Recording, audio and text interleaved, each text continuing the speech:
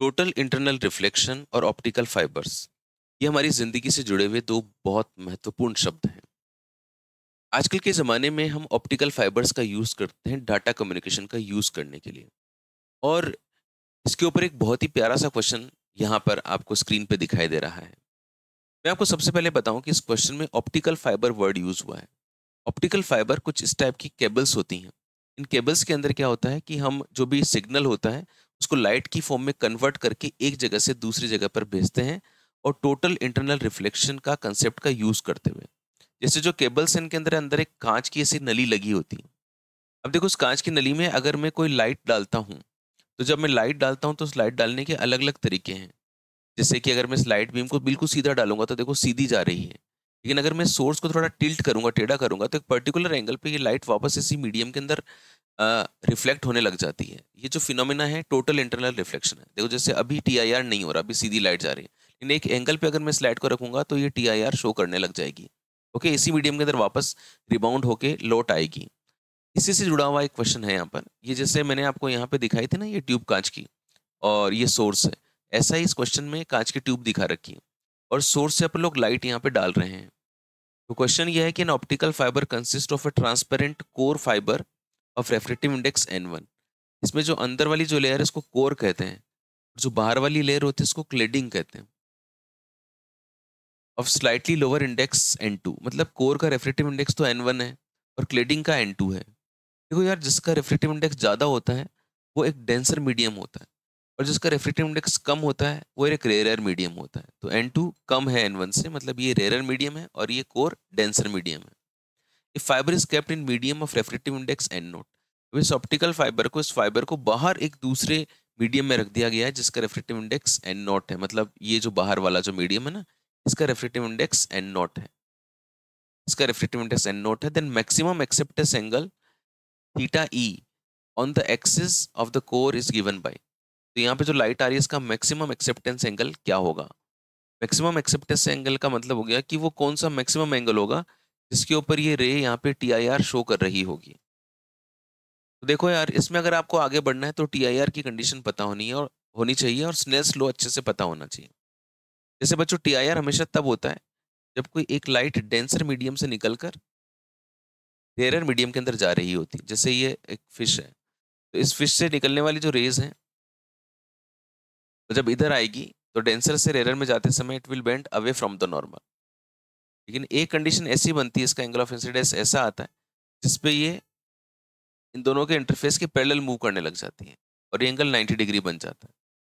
Denser medium का refractive index अगर मैं म्यू डी लूँ और एरर का म्यू आर लूँ, और ये वाला जो एंगल है इसको क्रिटिकल एंगल कहते हैं, जिसके ऊपर 90 डिग्री पर चली जाती है। तो यहाँ पे अगर मैं स्नेल्स लॉ लगाता हूँ तो स्नेल्स लॉ कहता है कि म्यू और साइन थीटा का प्रोडक्ट कांस्टेंट रहता है अगर एक लाइट एक मीडियम से दूसरे मीडियम में जाती है। तो यहाँ पर हम लोग अगर स्नेल्स लॉ लगाएं तो refractive index of denser medium into sine theta c is equals to refractive index of the rare medium into यहाँ पे एंगल साइन 90। तो यहाँ से मेरे को साइन थीटा सी की वैल्यू मिल जाती है क्रिटिकल एंगल की, जो mu r upon mu d i, क्योंकि साइन 90 की वैल्यू तो 1 बन गई, और ये म्यू डी को मैं म्यू आर के नीचे ले गया, ये क्रिटिकल एंगल आता है। अगर कोई रे क्रिटिकल एंगल पे आके गिरती है तो ठीक है, वो ऐसे इस इंटरफेस के पैरेलल जाएगी। बट अगर किसी रे का angle of incidence critical angle से भी ज़्यादा हो जाए तो वो रे वापस उसी मीडियम में लौट जाती है, और इस फिनोमिना को हम लोग टीआईआर कहते हैं, टोटल इंटरनल रिफ्लेक्शन।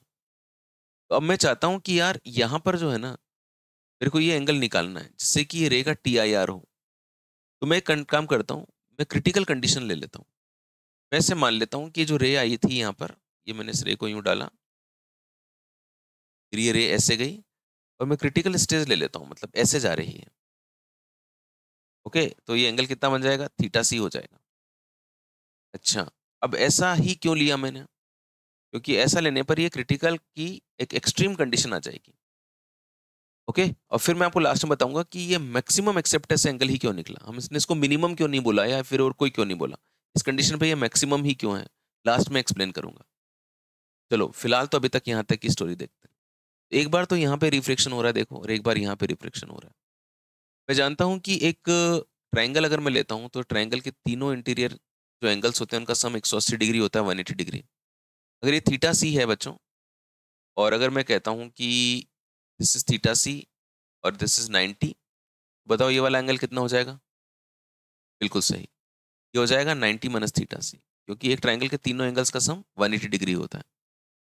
तो ये बात समझ गए होंगे आप बिल्कुल अच्छे से ना, इस ट्राइंगल में थीटा सी, ये 90 और ये 90 माइनस थीटा सी। ओके, ये रे इधर से आ रही है, तो एक बार तो यहाँ रिफ्लेक्शन हो रहा है और एक बार यहाँ पे रिफ्लेक्शन हो रहा है।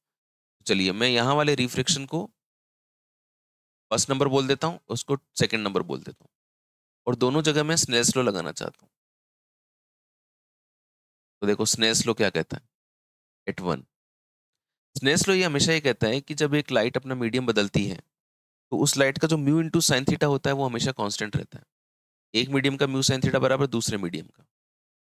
तो यहाँ की बात करता हूँ, तो देखो लाइट इधर से आ रही है, तो इस मीडियम का रेफ्रेक्टिव इंडेक्स एन नोट होगा और उसका एंगल थीटा ई होगा, और यहाँ पे रेफ्रेक्टिव इंडेक्स एन वन होगा और एंगल 90 माइनस थीटा सी होगा। तो पहले वाले मीडियम में रेफ्रेक्टिव इंडेक्स है N naught to sine theta E, जब यहाँ पर गया तो एंगल है 90 माइनस थीटा सी और म्यू है एन वन, हो जाएगा N one into sine 90 minus theta C. Okay, एक एक स्टेप को देखते जाओ अच्छे से, और फिर पूरा हो जाए ना तो उसके बाद में खुद करना है इसको। N not sine theta E is equals to N one sine 90 minus theta is equals to cos theta होता है ना, ये कॉस थीटा सी हो गया। मुझे साइन थीटा ई की वैल्यू चाहिए। चलिए पहले मैं कॉस थीटा सी निकाल लेता हूँ। कॉस थीटा सी निकालने के लिए मैं एक काम करने जा रहा हूँ कि मैं स्नेल्स लॉ लगाना चाहता हूँ, और स्नेल्स लॉ भी कहाँ लगाना चाहता हूँ, इस सेकंड पॉइंट पे। ओके, इस सेकंड पॉइंट पे स्नेल्स लॉ लगा रहा हूँ, at point two Snell's law से। स्नेल्स लॉ मुझे कहता है कि म्यू इंटू साइन थीटा हमेशा कांस्टेंट रहता है जब एक लाइट एक मीडियम से दूसरे मीडियम में जाती है। तो अब मैं ट्रांजिशन ले रहा हूँ लाइट का यहाँ से और यहाँ पे जाने वाला हूँ। तो यहाँ पे रेफ्रेक्टिव इंडेक्स जो म्यू है उसकी वैल्यू एन वन है, साइन थीटा सी में थीटा थीटा सी हो गया, म्यू यहाँ का एन टू हो जाएगा, और थीटा 90 डिग्री हो जाएगा। देखो ये वाला एंगल 90 डिग्री है ना, ये वाला एंगल इज 90 डिग्री। तो चलिए इक्वेशन बनाई जाए।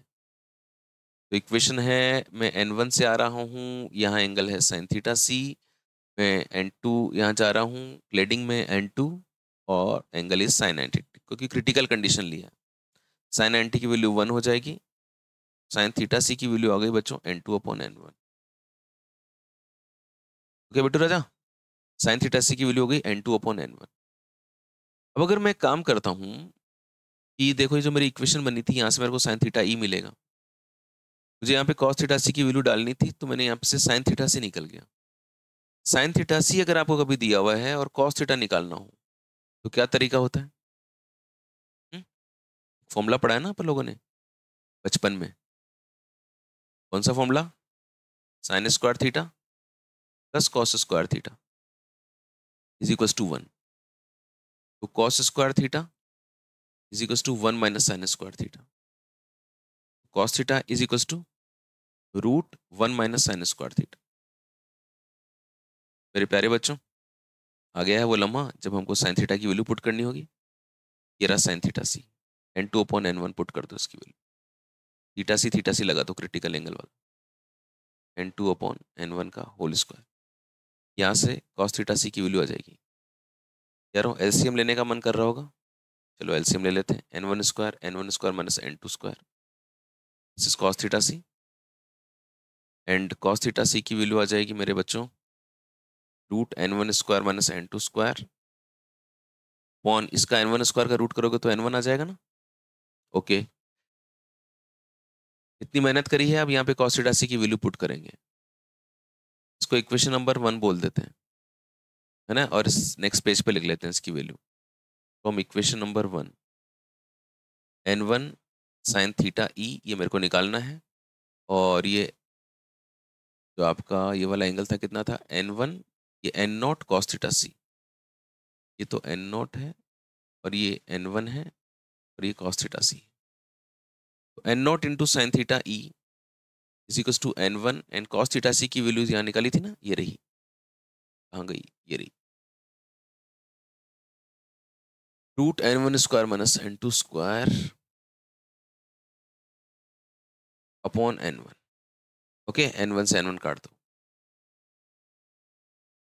तो यार मेरा आंसर आ गया, n one square minus N two square divided by n not. This is the answer. इसे इज्जत दी जाए बच्चों। आइए देखते हैं कि कौन से ऑप्शन में मैच कर रहा है। Sine theta is equal to root N one square minus N two square upon n not, यहीं पे मैच कर रहा है बेटा। ये नहीं कर रहा ना, यहाँ पे प्लस आ रहा है, ये नहीं कर रहा, ये भी नहीं कर रहा। This is the answer. देखो कितने सिंपल तरीके से अपन लोगों ने इसको सॉल्व कर लिया। अब मैं आपको बताने वाला हूँ कि ये मैक्सिमम एक्सेप्टेंस एंगल ही क्यों हुआ।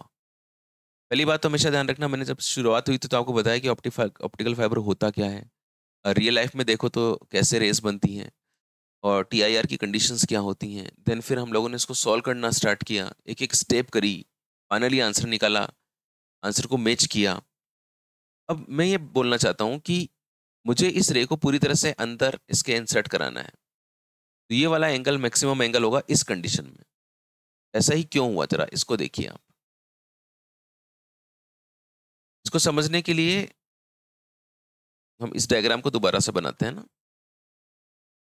देखो ये ऐसा था, यहाँ पर रेफ्रेक्टिव इंडेक्स n1, यहाँ पर n2 और यहाँ पर n0।